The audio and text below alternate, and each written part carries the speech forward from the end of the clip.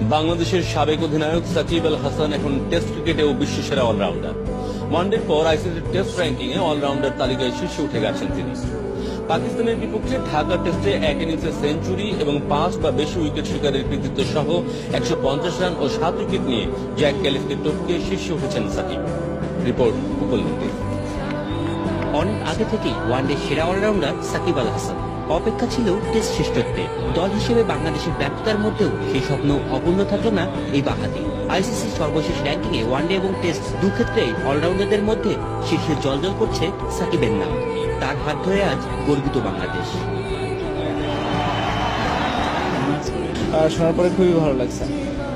একটু চিন্তা তো অবশ্যই আসে না বললেই ভুল হবে, এরকম চিন্তা তো আসেই। তো এরকম একটা অ্যাচিভমেন্টের একটা স্বীকৃতি যে আসছে, এই কারণে তো অবশ্যই অনেক খুশি। সর্বশেষ পাকিস্তান সিরিজে সবই হারিয়েছে টাইগাররা।